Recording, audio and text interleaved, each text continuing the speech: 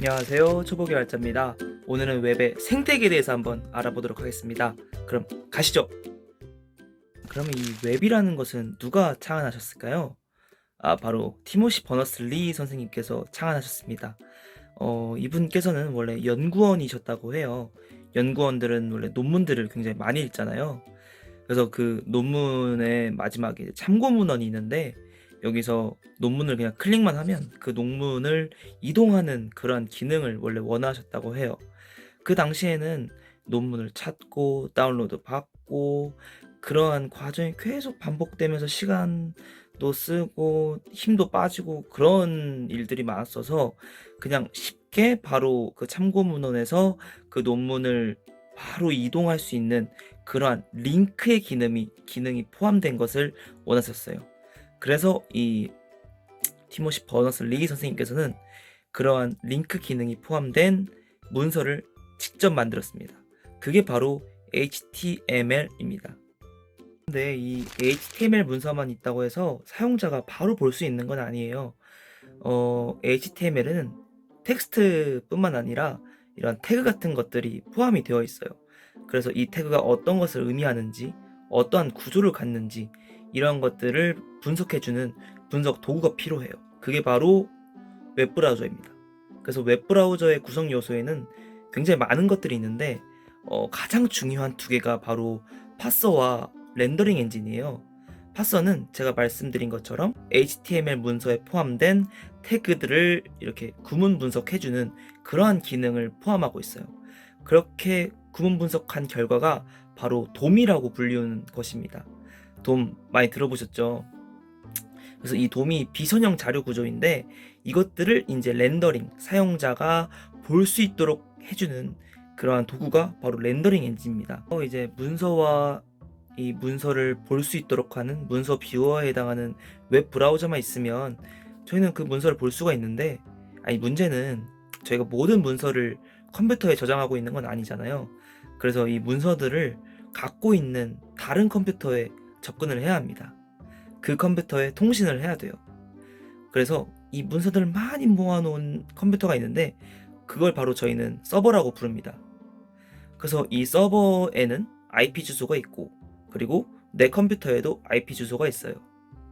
그래서 우리는 그 IP 주소를 알아야 되는데 보통 저희가 이제 검색을 할 때 웹브라우저에서 그 검색창에다가 검색어를 누르잖아요. 그러면 그 검색어에 맞는 URL이 형성이 됩니다. 이거는 이제 웹브라우저가 해주죠. 그러면 그 웹브라우저가 보여주는 URL은 사람이 읽을 수 있는 거지 이게 IP 주소는 아니에요. 그래서 이 URL과 매칭되는 URL과 연결되어 있는 IP 주소를 알기 위해서는 이러한 정보들을 갖고 있는 다른 서버에 먼저 접근을 해야 돼요. 그게 바로 DNS 서버입니다. 이 DNS 서버가 어디 있는지는 웹브라우저가 알고 있어요. 그래서 사용자가 이 웹브라우저에 검색을 하게 되면 웹브라우저는 이 사용자가 필요로 하는 문서를 찾기 전에, 그러니까 그 문서를 갖고 있는 서버에 접근하기 위해서 일단 DNS 서버에 접근을 합니다. 그래서 그 DNS 서버한테 가서 야, 나 이런 문서가 필요해서 이 서버에 좀 접근을 해야 되는데 이 서버에 맞는 IP 주소 좀 알려줘. 이러면 그 DNS 서버는 그 URL에 맞는 IP 주소를 웹브라우저에게 알려줘요. 그러면 이제 웹브라우저는 그 IP 주소로 이제 연결을 하게 되는 거예요. 그 서버가 어디 있는지 IP 주소를 알게 됐다면 그 서버에 통신을 해야 되는데 이제 통신에는 규칙이라는 것이 필요합니다. 이제 되게 어려운 용어들이 이 네트워크 상에서는 많은데 보통 TCP/IP 혹시 들어보셨나요? HTTP. 네. 이 티모시 버너스-리 선생님께서 이 HTML 문서를 만들 때 문서를 서로 통신할 수 있는 규칙에 대해서도 만들었어요. 그게 바로 HTTP 통신이에요. 이 HTTP 통신은 TCP/IP 연결을 그냥 대전제로 해서 만들었어요. 뭐 TCP/IP에 대해서 말하면 조금 더 좀 어렵긴 하지만 그냥 나 연결할게. 오케이. 너 인정할게. 해가지고 이 컴퓨터와 이 컴퓨터가 서로 연결할 수 있는 그런 기반이 되는 거라고 생각을 하시면 돼요. 그래서 저희는 그 TCP/IP 연결을 기반으로 HTTP 통신을 할 수가 있어요. 그래서 HTTP 통신을 하게 되면 이제 서버한테, 그러니까 문서를 포함하고 있는 서버한테 나 이런 것이 포함해, 나 이런 것이 필요해라고 리퀘스트를 보내게 되거든요. 그러면 그 서버에는 그 리퀘스트를 받아서 알았어, 그럼 나는 이 문서를 너한테 줄게라고 하는 리스판스를 보내주게 됩니다. 이 초창기 웹의 경우에는 보통 HTML 문서를 많이 전달을 했는데 이 웹이 조금씩 발전하기 시작해요. 그래서 보통 이 문서라고 하면 자료 구조, 그리고 UI, 그리고 제어, 이렇게 세 개로 보통 구분을 하거든요. 이게 그냥 유지보수 편의성을 좀 높이려고 하는 건데, 왜냐면 하나의 문서에 뭐 이렇게 자료 구조도 필요하고 UI, 그러니까 스타일 같은 것도 필요하고 제어 체제, 연산을 하는 그런 코드들도 필요하잖아요. 근데 이런 것들을 그냥 아무 구분 없이 그냥 포함시키면 이것들을 나중에 정리하는 게 굉장히 어려워요. 그리고 유지보수하는 게 어려워요. 그래서 보통 문서 같은 그런 코드들은 이렇게 구분을 시켜서 자료 구조 따로, UI 따로, 제어 체제 따로 이렇게 좀 구분을 시켜줍니다. 그래서 HTML 문서도 처음에는 이 자료 구조, 그러니까 텍스트와 이 태그들만 이렇게 되어 있었는데 이제 UI적인 것들이 많이 포함이 되기 시작하는 거예요. 문서가, 그러니까 웹브라우저 지금 보면 되게 이쁘잖아요. 애니메이션도 많고 뭐 스타일 같은 것도 굉장히 스타일리시한 것도 많고, 그러면서 이런 스타일 관련된 코드들이 많아지다 보니까 이거를 HTML 문서에서 따로 떼내기 시작합니다. 그게 바로 CSS 파일이에요. 그래서 이 서버에서 클라이언트로 처음에는 HTML 문서만 보냈다면 이제 CSS 파일도 보내게 되고 또 이제 사진 같은 것도 보내게 됩니다. 그리고 이 HTML 문서를 보시면 아시겠지만, 그러니까 웹브라우저를 보시면 아시겠지만 애니메이션 같은 게 지금 되게 잘 구현되어 있잖아요. 그리고 연산 같은 게 이제 좀 필요할 때가 있어요. 그 웹브라우저 상에서. 그래서 이러한 것들을 좀 처리하기 위한 연산 처리 장치를 웹브라우저에 추가를 시키게 됩니다. 그게 바로 자바스크립트 엔진이에요. 그래서 웹브라우저에는 파서, 렌더링 엔진, 그리고 자바스크립트 엔진이 이렇게 좀 중요한 구성 요소가 되었습니다. 그래서 이 자바스크립트 엔진에서 뭐 조금 이따 말씀드리겠지만 지금은 정말 많은 일들을 해요. 초창기에는 그냥 어떤 동적인 것들을 구현하고자 넣었다면 지금은 진짜 웬만한 일들을 거의 이 자바스크립트 엔진에서 하게 됩니다. 그래서 이제 서버에서는 이제 웹 클라이언트로 보내줘야 하는 파일들이 많아지게 되었어요. HTML 문서뿐만 아니라 CSS, 사진, 그리고 이제 스크립트까지 좀 많은 파일들을 보내주게 되었는데, 사실 그냥 그러니까 똑같은 문서, 똑같은 CSS, 똑같은 사진, 똑같은 스크립트를 보내는 건 아니거든요. 이게 약간 변형을 해줘야 될 때가 더 많아요. 그러니까 뭐 예를 들어 로그인 같은 경우에 이제 웹브라우저에서 아이디, 패스워드 이런 것들을 서버한테 보내줘서 서버에서는 아이디와 패스워드가 맞으면 맞는 거에 해당하는 그 문서를 주고, 아닐 때는 아닐 때 문서를 주고, 뭔가 이렇게 조건부가 붙기도 하고 아니면 어떤 연산 처리에 따라서 다른 문서를 줘야 되기도 하고 다른 스크립트를 줘야 되기도 하고, 이 서버에서도 어떤 연산 처리가 필요하게 되었어요. 그래서 웹 서버는 원래 송수신을 담당하거든요.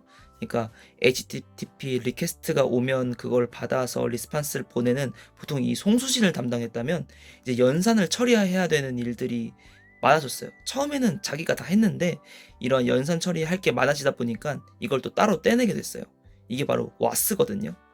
그리고 이제 서버에서 좀 데이터가 많이 필요하게 되었는데 뭐 어떤 박성용님, 어떤 님, 누구누구의 데이터 이런 것들이 많이 저장을 해놔야 되잖아요. 이거를 그냥 그 웹서버의 그냥 문서나 이런 것들을 저장하기 바쁜데 그러한 데이터까지 저장하기는 너무 스토리지가 작잖아요. 그래서 이걸 따로 저장하는 장치가 있는데 그게 바로 데이터베이스입니다. 그래서 보통 서버에서는 송수신을 담당하는 웹서버, 그리고 연산을 처리하는 와스, 그리고 데이터베이스, 이 세 개가 서로 상호작용하면서 이 서버를 처리를 하는 거예요. 그렇게 처리한 문서를 데이터를 클라이언트로 보내주는 겁니다. 기존에는 그렇게 연산을 처리해가지고 이제 도출한 문서들, 데이터들을 그냥 클라이언트에 보내면 클라이언트는 그거를 그냥 렌더링 해가지고 배치시키고 페인팅 하거나 아니면 그냥 간단한 연산 처리를 하는 정도만 했었는데, 최근에 이 프론트, 그러니까 최근에 웹에서는 이제 많은 일들을 프론트에서, 그러니까 클라이언트 쪽에서 하게 됩니다. 이제는 문서도 서버에서 만들지 않아요. 이제는 클라이언트에서 만들어요. 그러니까 자바스크립트 엔진이 아까 하는 일이 많아졌다고 했잖아요. 그 중에 하나가 이제 자바스크립트 엔진이 문서를 만드는 일을 담당하게 됩니다. 그래서 이때 이제 나오는 용어가 SPA, 싱글 페이지 어플리케이션이에요. 왜 SPA라고 하냐면, 서버에서는 옛날에는 문서도 주고 CSS도 주고 스크립트도 주고, 그러니까 완벽하게 만들어진 그냥 문서 자체, 그냥 모든 정보들을 어 자바스크립트, 아니 웹 브라우저한테 줬거든요. 그러면 웹 브라우저는 그냥 그걸 계속 렌더링을 해요. 그리고 이제 다른 페이지, 다른 주소, 그러니까 뭔가 패스라던가 뭔가 이런 게 좀 늘어날 때마다 그거에 맞는 문서를 또 서버에서는 생성을 해가지고 그걸 다시 보내줘요. 그리고 웹 브라우저에서는 자기가 계속 서버에서 보내준 거를 렌더링하고 계속 이렇게 반복이 되었어요. 근데 SPA, 싱글 페이지 어플리케이션은 서버에서는 처음에 딱 한 번 문서를 딱 하나만 보내요. HTML 문서를 보내거든요. 근데 그 HTML 문서에는 아무것도 포함이 안 되어 있어요. 그냥 아무것도 없어요.